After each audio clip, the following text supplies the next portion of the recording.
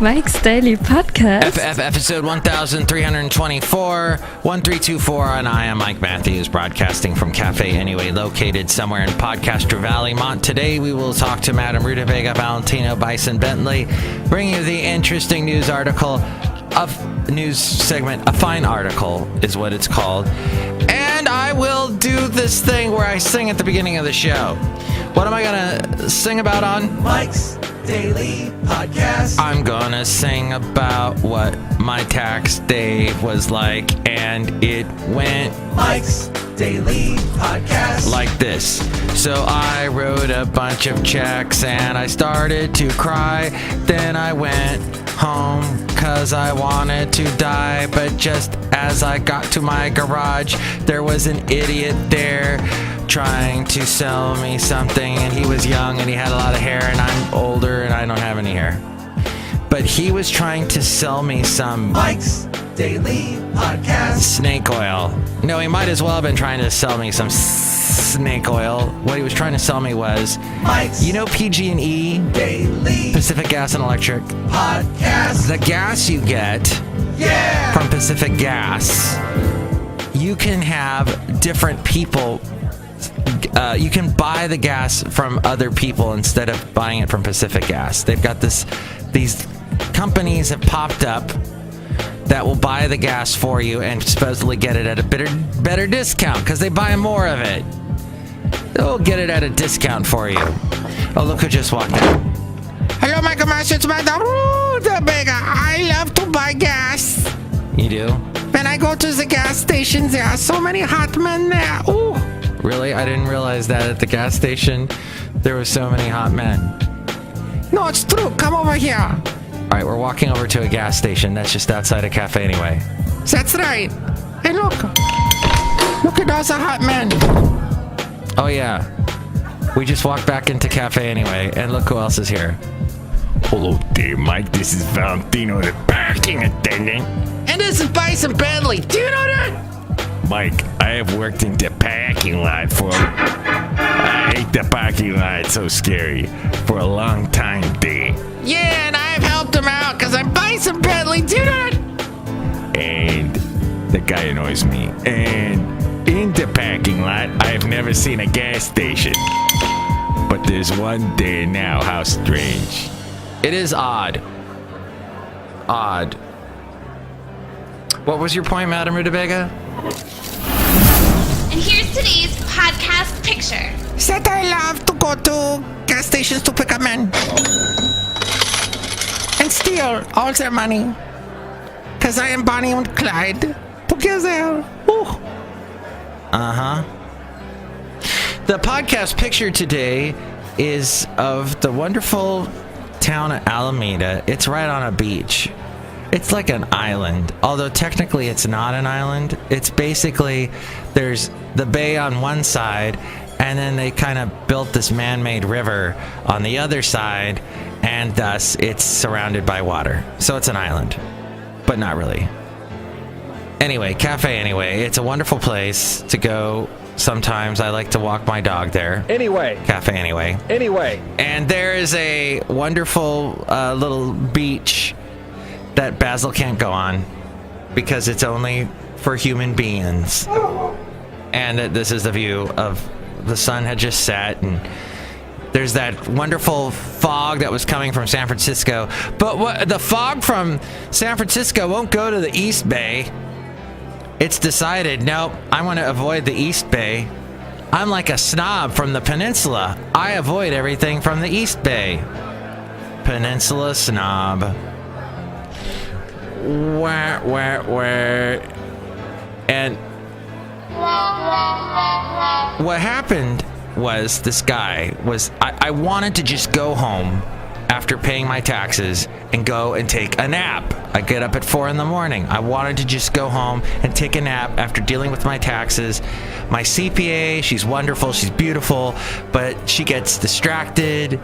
She's got a million things going on. Her staff wasn't helping her out that much. They were trying to help her, but they were overloaded. So it was just nuts and bedlam at her office. So I was so tired, and my CPA got the last show I talked about how I thought I was going to owe a whole heck of a lot. But my CPA got that down to a more reasonable amount. So good job to her, but it was just crazy. It took like an hour to get out of there, and I was just so tired. But she helped me out a lot. But I was so tired, and she was scattered. But she got a lot done. At any rate, I had to go home and take a nap. But there's a guy, a door-to-door salesman, trying to sell me gas. And I tell him, oh, I've got this company. And he goes, oh, no. That company's from Texas. You want my company. And he kept showing me his shirt. We're from California. And it's on his shirt, it said something like California on it. And so I said to him, you know what? I'm happy with my company that apparently is from Texas. I don't know. They get me a good rate. So thanks a lot. Bye. And he's like, oh, no, but you know what? Their prices fluctuate. We're going to lock you in for 3 years with the flat rate. Yeah, okay, flat rate. And then I will forget after the 3 years is up, and it's going to shoot up and down like I got anyway. So what's the point? And I don't want to change. Goodbye. Yeah, but your rate's going to go. It went on and on. He would not take no for an answer. And I know that's what they teach the salespeople now. But he's a young kid, and he had that brainwashed look in his eyes, and was frightening, and he was not taking no for an answer. And that was at this point he was harassing me.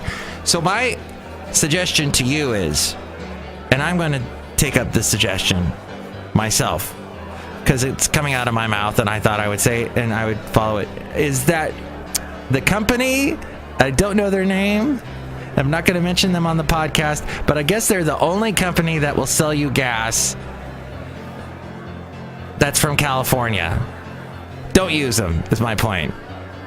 I don't know who they are, but I know they're from California and they're doing the PG&E thing, and don't. Then, as I walked Basil the Boxer later on that day, yesterday, I noticed there was another person with the same shirt on at another house, like a few blocks from my house, and the owner of the house did not turn away this salesperson. In fact, she actually let him in, and she had the door open, and he was sitting like just inside the doorway, and she was talking to him. And then as I walked past with Basil the Boxer, she waved to me, and I could see the sales guy had made it into the house. So you know what that meant? That there was a sale going on, and he had roped her in, and he had the same brainwashed look in his eyes, and he waved to me like, hey, I just offered this lady a great deal. You should get in on this too. But I'll tell you what happens, just so you know. When these salespeople sell you something, because I had this happen to me, from a company known as Comcast, Xfinity, some kid door to door came to my house, and what they do is they're able to access a bunch of information about your house, about you, and they go, hey, we noticed that you've got this and this going on, this deal with AT&T or this deal with PG&E, and we could get you a better deal with this. And you're like, oh, that sounds awesome. Okay. The thing is, what will happen is you won't get that deal. You can't call anybody. You can't track that person down because that person is somewhere up in the matrix of the company. And like I dedicated hours to this. I tracked that kid down, and I sent him a nasty email, and he wrote me back. He was offended. I do the best job. I can't say that about me. And I'm like, dude, you promised me something, and it was bait and switch, and I did not get that deal. I had to go to the Comcast Xfinity office and actually raise hell to get the deal. And so anyway, I hate salespeople at Café Anyway at my house, and especially when I need to go home and take a nap. So there we go. That was my little rant about that. Anyway, thank you so much for listening to the show, Mike's Daily Podcast, where we apparently have a gas station in the parking lot, so you never have to leave. Or well, maybe you do have to leave, because that's what you put gas in your car for, is to leave and go places. But check out the website, mikesdailypodcast.com, where we have a tremendous amount of wonderful things. Oh, the gas station just blew up. So now we don't have a gas station. Let's correct that. Valentino, you don't have to worry about that. Oh, that's great day. Who's this guy? Ray, this guy? This is Bison Bentley. Do you know that? Yeah, I thought you were clear on that, Valentino. He says his name quite a bit. So that's what the show is. Mike'sDailyPodcast.com. Go to that website. And you can help out the show through the Amazon link. Buy whatever it is you're going to buy on Amazon through that link, and that helps us out. There's also a PayPal if you'd like to help us out that way. And you can also call the show. Perhaps you're with that company that's with California. That's not PG&E. It's like it's some micro company. Oh, shoot. I should look it up. But I'm in the midst of doing my show. Maybe I'll look it up for the next show. Nah. Who cares? So, all that is at Mike'sDailyPodcast.com. Now we get to the segment called A Fine Article. You silly great fat article. And the phone number for the website and the Café Anyway is 336MM Daily. 336MM Daily. Now, hopefully nobody calls me while I'm doing the show. Like yesterday. People were calling me left and right. It was distracting. So we have Trump. One little thing about Trump I'd like to mention. What does Trump like to say? I don't know. Let's pick this. Because you'd be in jail. I will tell you at the time. I'll keep you in suspense. Which is a very good thing. Which is a very, very good thing. He says things like that. It was supposed to be a steaming towards North Korea more than a week ago. It was supposed to be steaming there, an armada signaling American resolve, and then it wasn't. Now it seems the USS Carl Vinson may finally be heading north. Rear Admiral Jim Kilby, the commander of Carrier Strike Group 1, said in a message posted on the Carl Vinson's Facebook page, addressed to families and loved ones of the personnel on board, our deployment has been extended 30 days to provide a persistent presence in the waters off the Korean peninsula, is what he said. The Carl Vinson, accompanied by a carrier air wing, 2 guided missile destroyers, and a cruiser, was supposed to have been ordered to sail north after leaving Singapore on April 8th. But a week later, the Navy published photos showing it was actually sailing the opposite direction through the Sunda Strait between the Indonesia islands of Sumatra and Java, more than 3,000 miles southwest of the Korean peninsula, and more than 500 miles southeast of Singapore. The White House is now facing questions about why it was not clear about the carrier group's whereabouts. Several times over the last 2 weeks, the Trump administration said the ships were heading north. On April 9th, Admiral Harry Harris said the carrier strike group was headed north to the Western Pacific after departing Singapore on April 8th. A spokesperson for U.S. Pacific Command linked the move directly to North Korea's reckless, irresponsible, and destabilizing program of missile tests in pursuit of nuclear weapon capabilities. James Mattis, then days later, the defense secretary, told reporters that Carl Vinson was on her way up there. In an interview that aired April 12th, Trump said the U.S. was sending ships an armada, very powerful. But it was not clear why the carrier strike group never left Southeast Asia, or why the Trump administration did not clarify where it was. On Tuesday, Pacific Command said only that the strike group completed military exercises and would now head north. Oh, what a mystery. Fox News, meanwhile, is preparing to cut ties with its biggest star, Bill O'Reilly. We've been talking about this. According to people close to the situation, this according to the Wall Street Journal, a final decision on Bill O'Reilly's fate could come as early as the next several days. O'Reilly, host of the O'Reilly Factor, has been ensnarled in a sexual harassment scandal related to previous undisclosed settlements he and Fox News paid to women who worked on or appeared on his program. Oh, people have been wanting him to leave for a long, long time and have been demanding for his firing for a long time. Since an April 1st article in the New York Times detailing $13 million in settlements paid to 5 women, pressure has been growing on Fox News, both internally and from activists, to remove O'Reilly. Initially, Fox News and parent company 21st Century Fox stood by their high-rated host. But O'Reilly has denied any wrongdoing, saying he paid settlements to put to rest any controversies to spare my children. However, as advertisers fled his show, debate inside company ensued over the pros and cons of keeping O'Reilly on the air. His show draws about 4 million viewers a night. And the controversy didn't dent his ratings because his sheeple will follow him anywhere. 21st Century Fox and Wall Street Journal parent company News Corp share common ownership, and he hasn't been on the air since April 11th, when he ended his show announcing plans for vacation. So when he leaves, that'll make Sean Hannity all the more powerful. As I've mentioned, I worked with Sean Hannity at KCSB back in the late 80s. I saw him when he first started out.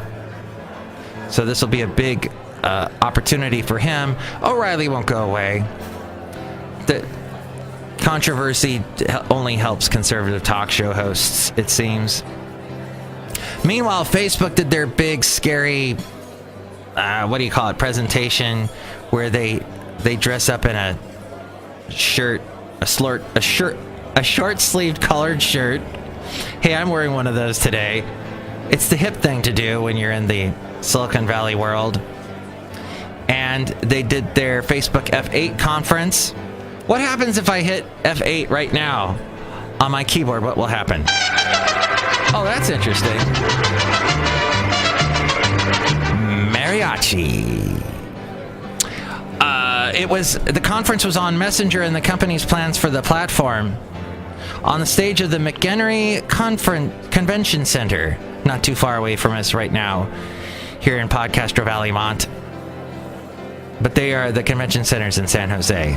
The VP of messaging products, his name's David Marcus. He laid bare the company's vision for Messenger. You can tell it's exciting because Facebook isn't launching another 1-point-something version. This is Messenger Platform 2.0. What's it look like? It's not only a tool for social interactions, but a tool for business. And it aims to be the yellow pages of chat apps. And I just fell asleep. Gosh, I'm so glad I didn't go to that conference. Was I invited? No. Would I have gone? Sure, heck yeah. Free food. Would I have stayed awake through it? No. Can I find my snoring sound effect? Apparently not. Even though I can find my cricket sound effect. But I can never find my snoring sound effect. Anyway, it sounds something like this. And I'm really good at that. That's why I'm single. So what that means is that they're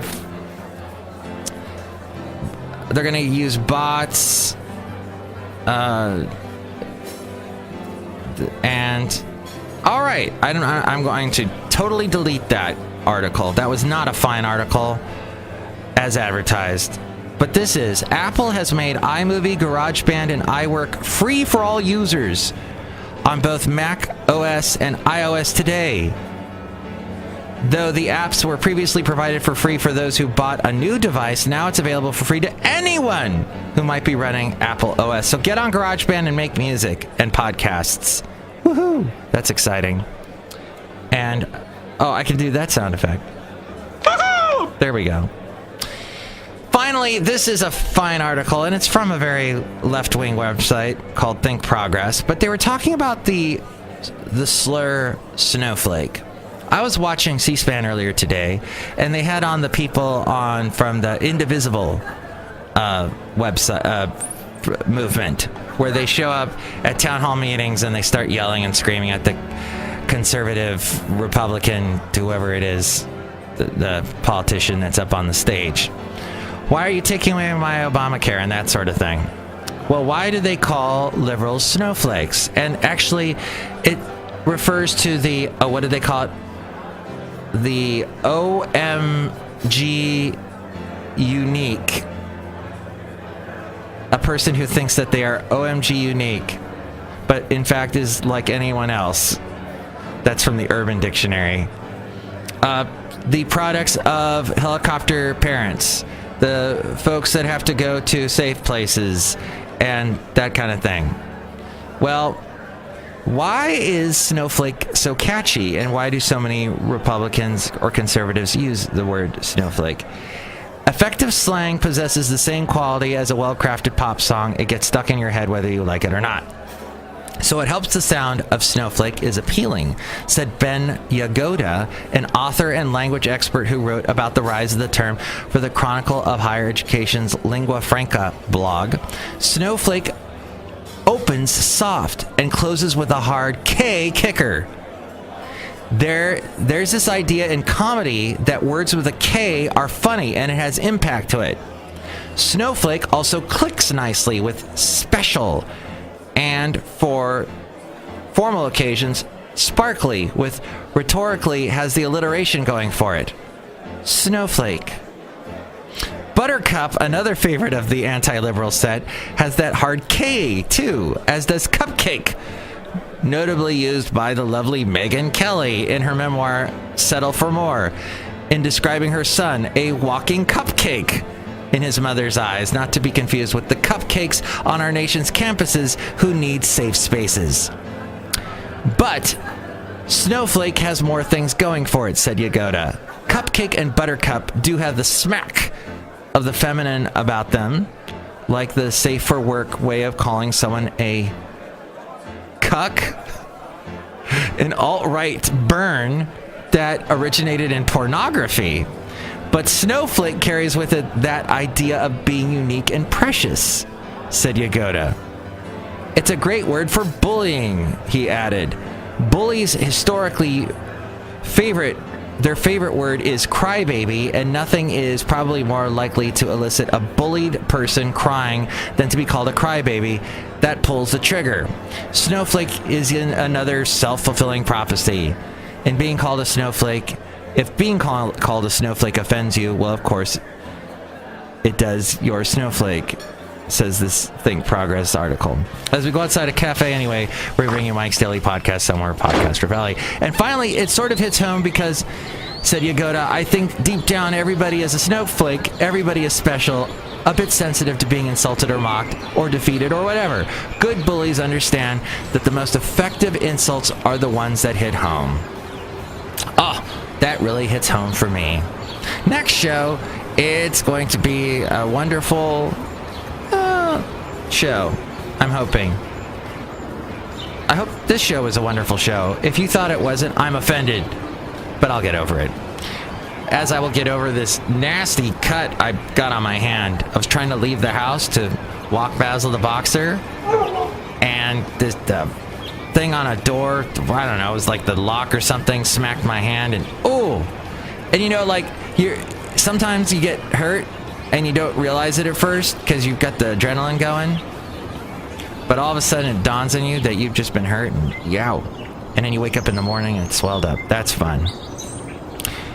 As is fun the fact that our world, I just listened to a podcast called On Point with the wonderful Warren Alney about how our society has no longer, we don't take experts seriously because we don't trust experts, and we're a narcissistic society, and we don't think anyone could be smarter than us, and that sort of thing. And we're offended by smarter people. And the fact that Trump said that he doesn't like experts, even though he has hired a bunch of experts for his cabinet and gotten, Mattis in there and all that, these that are experts in their field. So anyway, check out Café Anyway. Check out that podcast.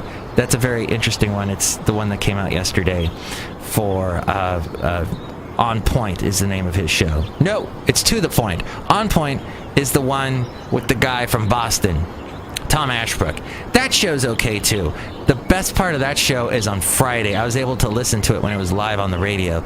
Oh, their Friday roundtable, where they look back at everything that happened during the week, is phenomenal. They just really dig down into all kinds of, and then they get calls from crazy people. Not as crazy as the ones that call C-SPAN and call the guests snowflakes, but whatever.